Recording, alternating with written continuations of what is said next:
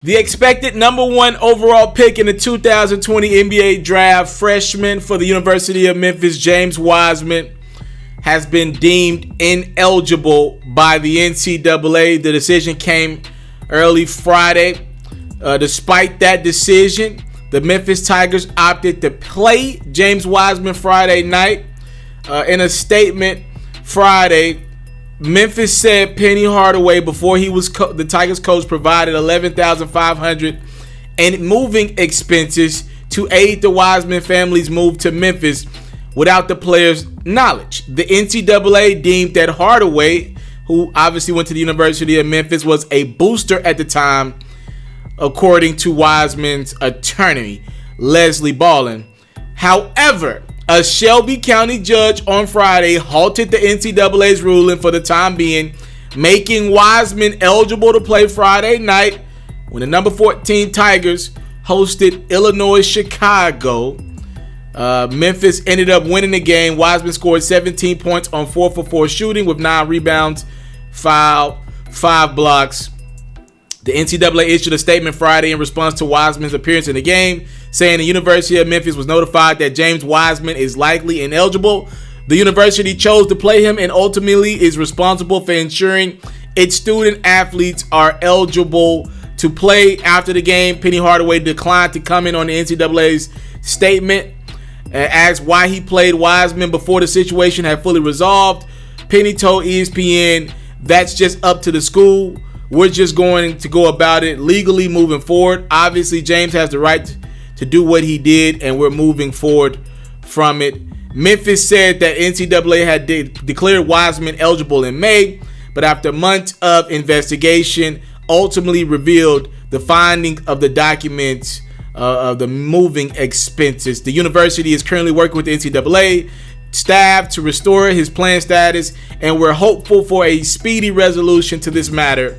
That's what the University of Memphis said in a statement on Friday. How are you guys doing? I am yours truly, Mr. Taliaferro.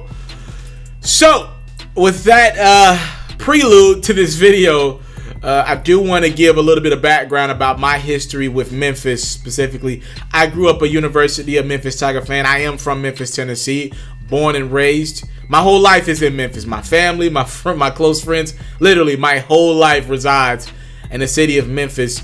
I did leave Memphis at the age of 18 and go to the University of Tennessee. So my new love is for the Tennessee Volunteers. But be clear, I was born and raised a Memphis Tiger. That 2008 championship game where we had Derrick Rose and company, and also Chris Douglas Roberts going up against a very tough Mario Chalmers-led Kansas Jayhawk team that beat us on a shot of all shots. In OT, I don't want to talk about it. At the time, we had Calipari as our head coach. But nevertheless, that still burns my heart on the inside. I remember where I was at when Mario Chalmers hit that three-pointer heard around the world. One of the best games I've ever watched. But with that being said, I just want to let you know a little bit of background. I grew up a Memphis fan. I've been around Penny Hardaway a multitude of times. Actually, when I used to work at Five Guys Burgers and Fries on Ridgeway, anybody from Memphis watching this video, they'll know what's up. Penny, that was one of his favorite restaurants. Penny would come in, I would say a couple times a week, and get a burger. And then one night I asked Penny Hardaway for a picture, and he never showed up again. That's literally what literally the manager was pissed at me, but I can't even find that picture. But it's me and Penny Hardaway. He literally is one of the greatest men to ever grace Memphis, Tennessee. There's Elvis Presley in Memphis, and he's the most revered nationally. But from a local level, anybody in Memphis would say nobody has done for the city like Penny Hardaway has done and continues to do regularly. Now, with that being said, I have to admit to you, I am concerned. I have a running joke with my friends. It's not even a joke per se because there's some truth in it. I gave the University of Memphis four years under Penny Hardaway's direction. I said, look, this school's going to have about one great run at a Final Four appearance, and then after that it's going to go all down the hill because I believe Penny Hardaway is, how do I put this? I believe he's treading a very thin line. And I'm going to be real with you. Everything Penny Hardaway represents as a head coach of a basketball team, especially a collegiate elite D1 like Memphis, he's hated. Like, he's not going to get love from anyone. Think about it. He skipped a lot of steps. As great an athlete Penny Hardaway was, at Memphis and even in the professional level before injuries derailed his career. Let's call a spade a spade. Penny Hardaway went from being a high school head coach at East that was winning state championship after state championship in Tennessee, and he made the jump from high school to an elite D1. Number one, you're going to rub a lot of coaches the wrong way because they feel like you skipped steps. A lot of assistant coaches out there are waiting for their shot, right? They just feel like you kind of came in and used your power and your clout to skip. You went from a really good school in Tennessee to now coaching at one of the best schools in Tennessee on a college level, right? So that anytime you do that, you're going to offend people. So you don't have the graces of the coaching people in this corner. Number two, Penny is getting all the top recruits. So you got coaches, I'm sure, like Calipari, Bill Self, Roy Williams, some of these other elite coaches looking around like Coach K. They're looking around like, yo, this dude is getting some of the best talent. He's interrupting our plans that so many of these top talents either pick between Kansas, North Carolina, Kentucky, or Duke. Now we got another coach coming out of Willworks, and he's got these recruits coming to Memphis right now. It's not like Calipari's at Memphis. No, this is Penny bringing these coaches. Number three, he's black. And that's going to always root against you in America. It's the reality of the situation. And number four, and I think this is the thing that pisses a lot of people around college basketball off the most. Penny Hardaway is cool. And no matter how hard you try, you can't fake cool. He's got the swag. I mean, literally, the dude can dress his behind off. He still wears the Gucci, the Prada, the Louis. He'll throw it on, and he's in great shape, so he looks the part. Dude also has a phenomenal shoe line. I have like 10 foam posits in my closet. So he's one of the top brands at Nike. The man is just cool. He's always been that way. Every time I've been around Penny, the one thing I look at this dude and say is, damn, this dude's 6'5", 6'6". Damn, he's cool. He's just cool, bro. You can't fake cool. And Penny Hardaway just so happens to have the street cred. He's really legit from Memphis. Got shot in the foot back in the day. Dude, some of the things Penny got, you just can't replicate, no matter how hard you try. So he's got a lot battling against him. And to add into the injury, there are rumors surfacing that this kid, James Wiseman, has been not only helped financially, his family helped to move from wherever they were staying, I believe around Nashville, somewhere to Memphis. But there are rumors out there circulating that this kid at one point in time was living with Penny Hardaway. And again, when you're the head basketball coach of a high school team, nobody's going to really look into it. But when you're the head coach of a prominent D1 with everything going around NCAA, it's going to, it's going to come up on people's radar. I told one of my closest friends, I was like, yo, here's the thing that Memphis is going to have to deal with. It was all fun and games when Penny was the head coach at East in Memphis, winning state championships. But when college basketball is down this year, number one, and Memphis is one of the top storylines. There's a lot of attention surrounding the University of Memphis that just hadn't been there in years past.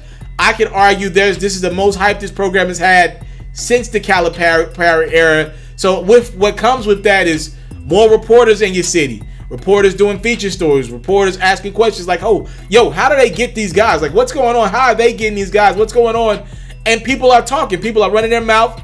There's just a lot going on around Memphis. And if you are doing something illegal, there's a better chance it comes to light for some of the reasons that I previously named.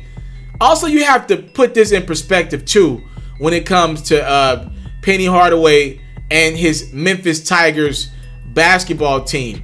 There's not a lot else going on in Memphis. The University of Memphis, especially when they're good, they're the talk of the city.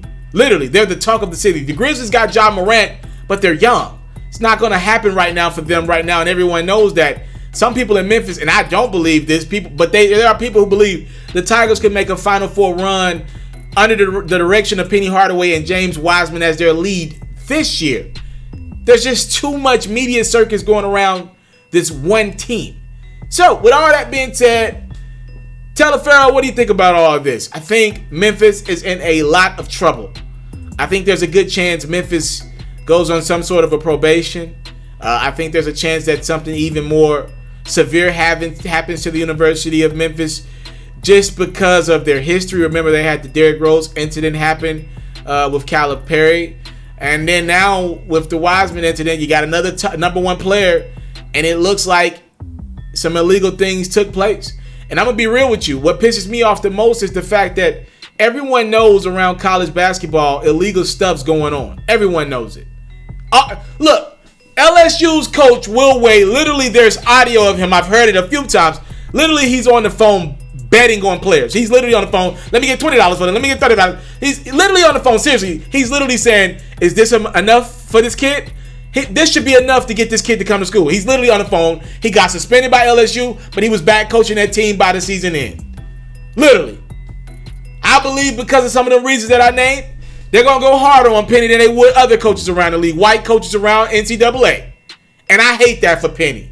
And like I said, with not a lot going on in college basketball this year, just to be real with you, Memphis is right there in the mix as one of the few teams that's getting a lot of spotlight. I was looking at the betting odds for basketball this year. Memphis is in the top 8 in regards to teams that, if you want to bet on, had a chance of winning a championship. So they're going to get a lot of circus around them. And now you got these rumors circulating, and now it looks like Wiseman's going to have to sit it out at some point soon. It's going to be a mess in Memphis. And I wonder, with Penny Hardaway's legacy, to me already cemented, I wonder, could he harm his legacy? I do wonder that. Because this is going to get bad. This is going to get ugly. I thought the Tigers had 4 years. It's looking like they won't get 4 games with James Wiseman. And I hate that.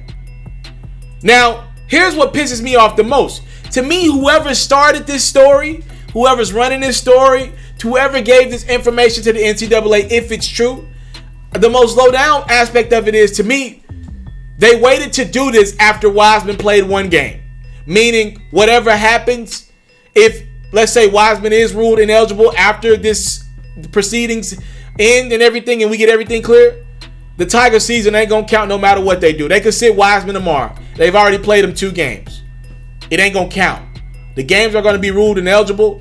The Tigers ain't going to be able to go to the tournament. And even if they do go to the tournament, just like that 08 season where the Tigers lost in the championship game, it ain't going to count any damn way. It's not going to count. So we just got to wait and see. I'm very upset about the way this situation has panned out. I'm being real, man. It does piss me off. Because everybody and their mama know people are doing illegal stuff in the coaching world. Every coach is doing it. You want me to get into my bag? Let's call a spade a spade. I believe from Calipari, Coach K, Roy Williams, Self. I know for a fact about Bill Self. I won't even put himself out there. We know these coaches are all paying these players. We know this. Now, what middleman that some of these programs have in between that is protected, I'll tell you this. I think this stuff gets so serious. I think the mafia is involved in some of this stuff. I think the mob is involved. I think this stuff goes deep because you got money on the line. Hundreds of thousands, millions of dollars on the line in this betting world, man.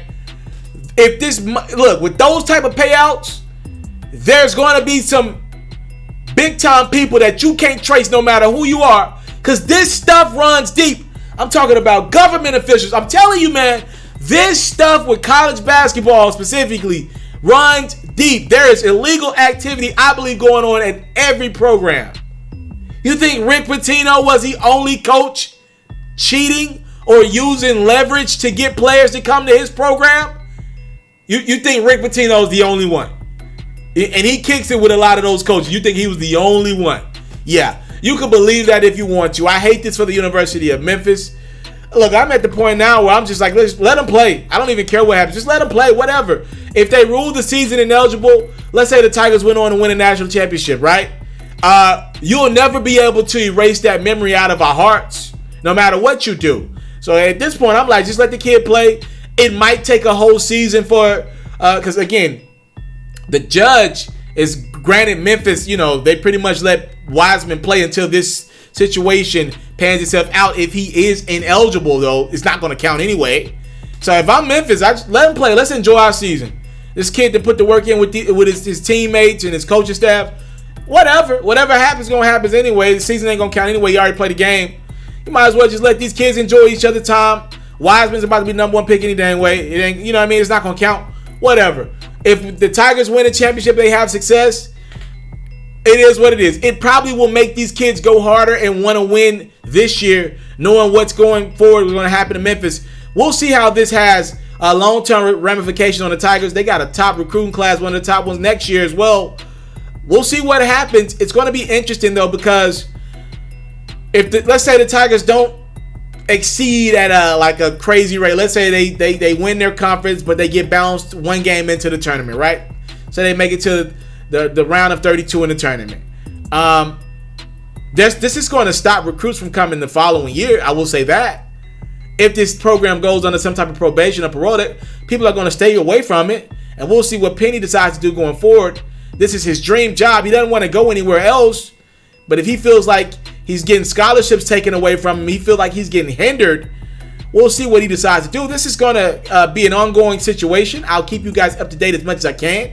Again, as of right now, the NCAA has ruled James Wiseman ineligible to play basketball. He did get he pretty much did get a restraining order against the NCAA to play in Friday night's game. We'll see what happens, though. I thank you guys so much for the time, love, support. I don't take it for granted. Please let me know your comments on this very, very crazy situation. What up to my hometown, Memphis, Tennessee? I love y'all. I'm out. You into sports, we got you. NFL news, I got you. NBA news, NBA highlights, NBA full coverage, feature stories, all that great stuff, I got you. We even got a little bit of Madden and 2K mixed in. Subscribe to this platform, and I got you. More quality content on the way. Subscribe.